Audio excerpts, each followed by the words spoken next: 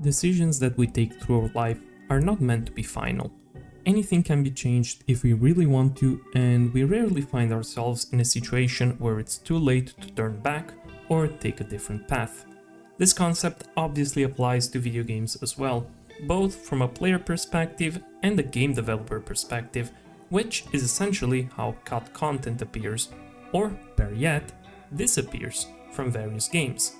Content can become cut from a game for a variety of different reasons, such as being replaced by a better content or mechanic, the old content not fitting the game's universe, lore or atmosphere, or sometimes simply for balancing issues. Today I want to talk about Rimworld's cut content, and while I did mention a few elements that were removed from Rimworld in my iceberg video, in this one I want to try and mention all of the cut content along with my personal theories and speculations as to why the content was removed. But before I do that, please don't forget to leave a like to this video. It motivates me greatly to make more content in the future, and you can always dislike it at the end if you think it wasn't worth it. And now, let's begin. Starting from the alpha version of the game, the first cut content which I mentioned in another video is the fear mechanic. Available until the Alpha 4 version, Rimworld had a different version of today's Gibbet cage, which caused a fear debuff to occur within pawns standing nearby of it. The main purpose of such mechanic was to place dead raiders within Gibbet cages in order to scare away other raiders, although this mechanic was deemed to be broken and removed, only for it to be renewed with the Ideology DLC, with the new Gibbet cage serving as a way to maintain control over slaves, wood logs and planks. Perhaps similarly inspired by a common mechanic in various survival games before the early 0.4.460 version of Rimworld, if pawns were to cut trees, they wouldn't receive just wood, rather they would obtain wood logs, which required to be further sawed down into planks in order to build other things, while the uncut logs were used to construct buildings such as log walls. Later on, these two resources, the wood logs and the planks, were merged into a singular resource simply named wood, removing the work type required to transform logs into planks, which was called sawmill work. I can see why this was changed. While this kind of mechanic will technically make sense in a first-person survival game, perhaps such as Minecraft, Rimworld isn't about that, and having two separate resources that did something similar only served to overcomplicate things and create needless clutter. Imagine if that concept not only remained nowadays but was also expanded upon, requiring for pawns to create things such as screws or gun parts out of steel and further refine them into another product.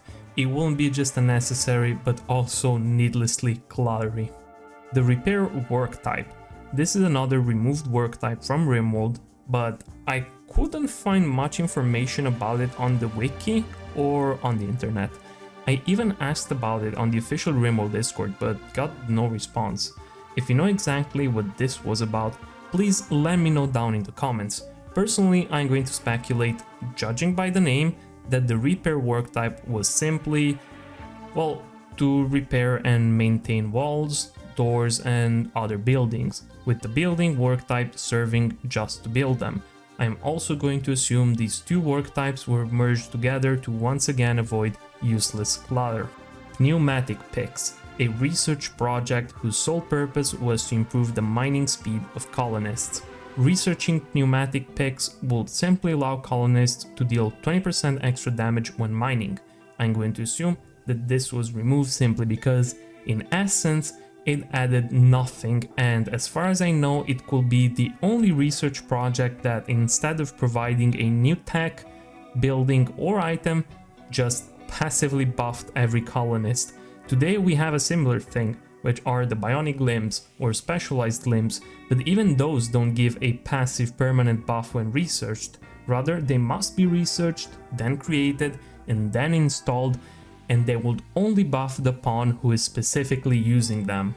Rimworld also featured a total of 5 traits in the past, with 4 of them being reworked into other traits and 1 of them being removed.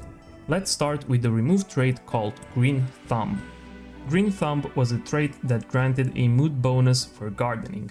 Essentially, a pawn that had the green thumb trait will receive a +1 mood bonus from sowing a plant, which could be stacked up to 20 times. This trait was removed in the beta 19 version. If I were to personally speculate why, it's probably due to the trait being unbalanced or not that useful.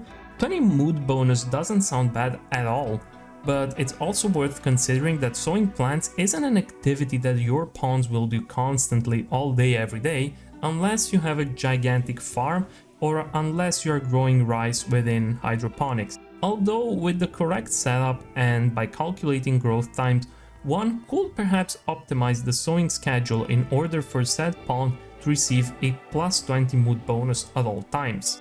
Prostophile is a trait that gave a +14 mood bonus for having a bionic body part and a -4 mood penalty for not having a bionic body part.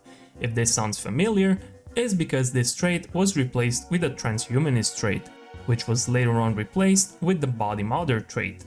Similarly, Prostophile had a counterpart trait called Prostophobe, which, you guessed it, would inflict a -10 mood penalty for having a bionic body part, which similarly was replaced by its modern version, Body Purist.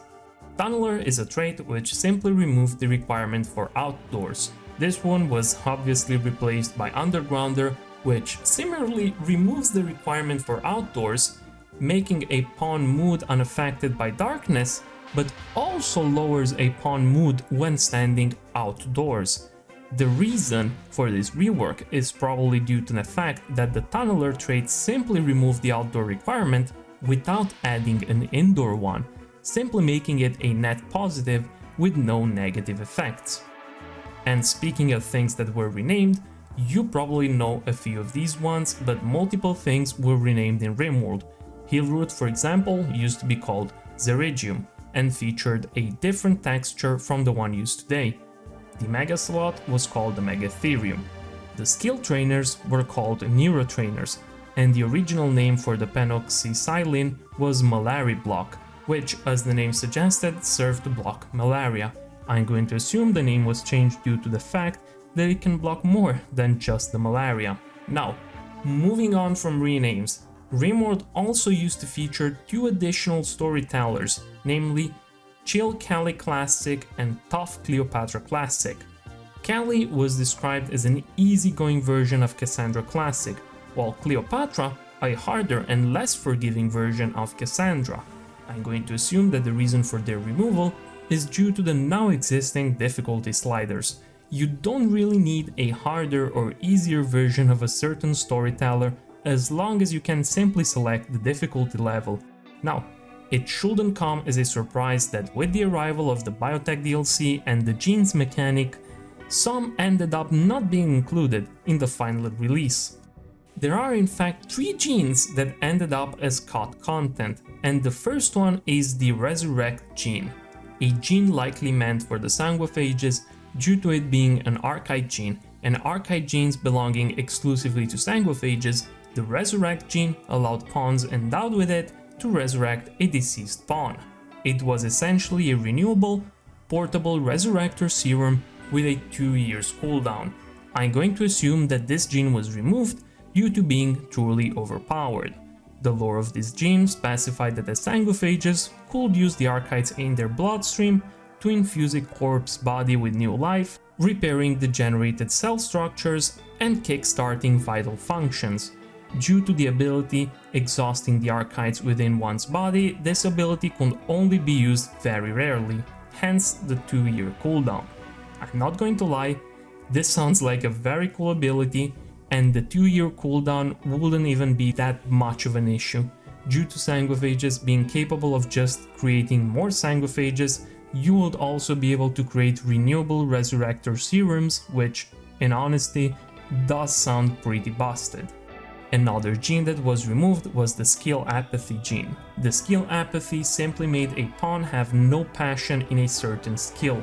The reason for this gene's removal is obvious, and even if it wasn't, Tynan itself explained through a comment, removed since the downsides are too easy and boring to avoid, and synergize with the skill loss genes too much. If you already aren't using the skill, it's too easy to just kill passion on it too. Similarly to the skill apathy gene, the drug addict sensitive gene was a gene that simply made its carrier become addicted to a specific drug very easily. It will increase the addiction factor for a specific drug by 9,999%, essentially guaranteeing an addiction. The reason for its removal was also explained by Tynan. Removed since these just aren't very interesting, very narrow in application, and the downsides are too easy and boring to avoid. Just not much interaction or story here. And speaking of genes and xenotypes, there is an unused xenotype icon in the game files called Grunter. It's unclear what this xenotype was meant to be, and the icon looks extremely simplistic, so we can't draw out any further details from that either. But judging by the name, I'm going to assume that this was meant to be a fighting focused xenotype. But Biotech isn't the only DLC that received some cut content. In fact, Anomaly also features 2 pieces of cut content. The first one is the Rotstink Geyser.